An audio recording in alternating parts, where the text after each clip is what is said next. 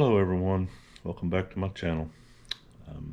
Last weekend I posted a video entitled Memorial Day 2022, and it's just a little tribute to three people that were in my life that meant a lot to me. It was very emotional. Wasn't challenging or troubling or anything like that. It was just emotional, brought up a bunch of memories and stuff from my past, and it took me to a lot of places that I hadn't been in years. It took me to a lot of places that I had never been before. As I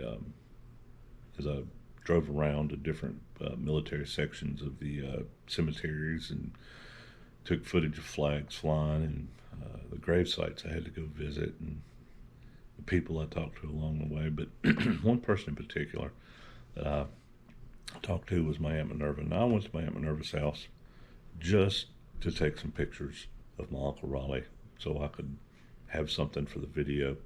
Little did I know, when I got there, she was going to have like a tabletop full of memorabilia. His journals, a book that he wrote, all his pictures, of course, and just his flag from his funeral, a German newspaper that he had brought home with him, just tons of stuff. And when I got there, I asked her if she'd mind sharing a few words about Uncle Rollie, and she said absolutely. So we sat down, and before I could even get my camera going, she was already talking. She was just that excited about getting to do it. And I told her, I said, I'll use this in the video, the Memorial Day video, and but I just couldn't use it all. I mean, she talked literally for 12 or 13 minutes straight. And so I had to cut it up and just use little bits and pieces of it. But I wanted to make a video of just that, just so this is told, just so that people can hear this story. Now, I do have to warn you that some of it could be a little bit controversial in nature, and some of it could be just a little bit graphic in nature. So if that kind of stuff bothers you, you might not want to listen, because she described some things that not everybody might want to hear about. But anyway, this is my Aunt Minerva talking about my Uncle Rollie, his stories and memories. Have a listen. Hope you enjoy. All right, go ahead. When Rollie was 17 years old, and his brothers were all in the service, and I do have a picture of them over there, all in their uniform. And Rollie decided the best thing for him to do was stick around because all the girls was available. And he said, then he got to thinking he needed to be a war hero himself. So he went down, because he was 17, he had a job working for Willis Jeep, and he was deferred. He didn't have to go in. And because he was the last child in the family that wasn't in, he wasn't required to go. So, but he wanted to go in, so he went down to the draft board and told them he wanted to go, and would they please send a letter to his house saying that he had been drafted. And they did. And so the parents went down and signed for him to go. And then he went in, and he trained somewhere in Indiana. And then his parents came to see him, and the day they came to see him, he was transferred to California, and he didn't get to see him. Oh, wow. And so then he had the training, and he went over on the ship to to Germany, I guess. But Rollie he was trained to or taught to waterproof the PT boats. That's what he was trained extra to do. And he said that if the guys who was leading those boats had been trained, that we wouldn't have had as many people killed at Normandy and Omaha Beach, because they stopped out in the ocean. But those boats were were made to go up on the shore. And if they had gone on up on the shore, then our men would have been protected and wouldn't have been shot out of the water. But he was proud of his job there of doing that waterproofing, and then he was really mad at all those people who were not doing right. but he did not like riding on the ship going over. He said it was terrible, and he said they'd sit down to eat and they'd the waves would come in, and he said his food would be down there, that next guy's down there, and pretty soon it'd be back up here. And he said there was more throwing up and, and Wow. everything. He said you'd look up in a minute and all the trash cans had people around them. And anyway, so we'll see. Now, did Uncle Rollie make any beachheads? Did he do? He was at Omaha Beach on day. It was on D-Day, June the 6th, and he went in on June the 9th. And when he went in, he said it was the most horrific thing that he had ever seen. And in the movie Saving Private Ryan, where you see the beach scene and all the guys dead out there and the blood in the water, he said that was the realest thing that he ever saw in a movie. Wow. He said that the ocean was red, the sand was red. He said you couldn't go anywhere because people were shooting, and you didn't want to hide behind the bodies because you just didn't want to do that. Right. And he said if somebody was alive, they would mark on their forehead that they had been checked at 6 a.m. Well, that's not military time, but whatever.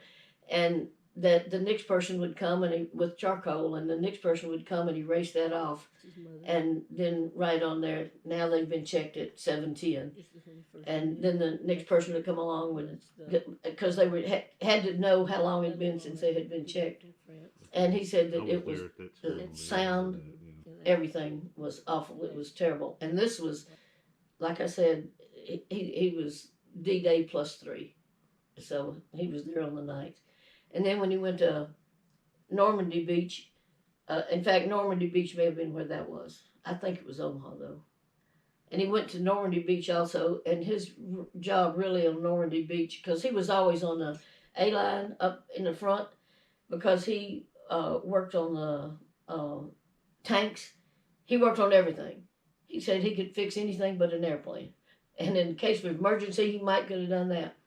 But he said his main job about them was if he couldn't go in and fix them, he had to go in and put some on it to detonate it. And then he, if he, then he had to get out and run and hope he didn't stumble. But mostly it was fixed to detonate when the Germans tried the ignition, and when they turned the ignition, it would explode and got the German, whoever was in there too. And but he was on the in the A zone most of the time because he was working on the things that were out there they couldn't bring back. Right. And he liked his job, but his favorite story to tell, and he said that even today, of course not today because he's gone, but because he was assigned to go get water in another county or whatever they have over there. And so when he was going, there was nobody on the road, but here comes some important people, some generals, and they pushed him off the road. He said when he got out in the ditch, he hit the lines that were going from one company to the other, the ones that was giving them all the news and everything, and they tangled up in his tires, in his wheels. And he didn't know what to do because he knew if he got caught with those wires around him, he'd be court-martialed. So he finally found a little woods area, and he got up, went out in the woods, and he cut all them things off of the Jeep and buried them. And because he said he knew that he would be in trouble. Right. So he went on, he got the water, and then while he was doing that, he got shot at, and so one of the waters, he didn't reach, it leaked all out because it got shot. And when he come back by where those wires were, they were, people was just working, and he said, oh my goodness. But he stopped and he said, what's going on? And they said, said, some German fool come in here and ripped out all these wires. And if we ever find out who he was, said, we're going to get him because he has caused us a lot of trouble. We can't get any information. And Rollie said, well, I'll be. And so then he went on and he said he knew if they ever found out that he was the one that did that he would be in big trouble. Right. And then he got in trouble because he only brought back 2 things of water. Huh. Because he got shot at and got the other, He was at the Battle of the Bulge, and where they, I guess they thought they got him and then didn't, and then got him again, but there was a lot of destruction there, a lot of killing. And that's where it was so cold, and they went out and sat on a log to smoke. 2 guys went out to sit, and as they was sitting there, they got to looking around, and they was on a frozen body. Oh, wow. And he said that was awful, for they realized that they didn't know if it was a German or an American. They just moved. Yes, I guess so. I guess so. And he said that when they was in the Battle of the Bulge, and his job was, they were up on a cliff, and they were to count the tanks and everything that came through, but they could not see who was driving them. Where he was. And he said he always wondered if some of those tanks were driven by Germans dressed as Americans, because there was nobody on the ground to look at them. They were up on the cliffs, having to just count them as they came through. And he said he often wondered if some of those tanks were not driven by Germans just trying to get out. Right. Jeez. And when the war was over, nothing changed for them, he said. Because I said, when he wrote his book, I said, well, Rollie, you didn't even say anything about the war being over. And he said, well, number one, we didn't know it. We didn't know it for a long time. And he said, and then when we did find out, we just had to keep doing the things that we were doing. Right. And he had to fix Eisenhower's car one time. And then when we went to the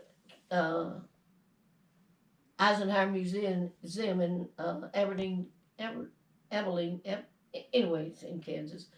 And when he went there, he questioned that the car was Eisenhower's. And he said, because he worked on it, and he said that was not Eisenhower's car. And Uncle Rollie knew cars. Oh, yeah. He knew cars. And he said, he told him that was not it. And when he got home, he wrote him a letter. And he said that he noticed that letter, he didn't know whether they just had different cars in different museums, but that was not Eisenhower's car. And they wrote him back and they said, we're sending you a copy. This is Eisenhower's car.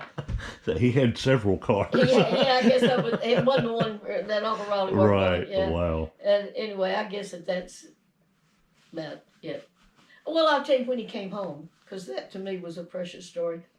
He came home, and when another guy got off with him, and he lived in Toledo, Ohio, and they lived pretty close to the railroad tracks. Everybody lived close to the railroad tracks, and he said from far away he could see the light on in the house because his daddy was getting up and going to work, and he had the guy with him. He said, "Me and Daddy will carry you home." He lived out in the country. He said, "We'll carry you home," and he said he walked on in and he knocked on the door and said he saw his mama putting breakfast on the table, and his daddy, and all he could think was how old they had gotten in the 3.5 years he'd been gone. How old they looked. And then when they opened the door, like to scared his mama to death, because Rollie had weighed 185 pounds when he went in, and he weighed 127. Wow. And can you imagine how Mama felt? Oh, yeah. How Daddy felt that. But he said there was a little crying. He introduced the guy. Daddy called to work and said, "I'm not coming in today." And they took the boy home. After breakfast. After breakfast. After breakfast. That's right. Yeah. And anyway, to me, just to think about seeing your mom and dad and how, because they had all of their children. Even they had one daughter, and her husband was a doctor, but he was in the war. All of the family was in the war, and one has come home safe. But they all came home safe. I was going to ask. All of them came home. All of them came home. Wow. Yep. It was. One was in the Army, one was in the Navy, one was in the Air Force, and the other one was a doctor. So, and he was everywhere.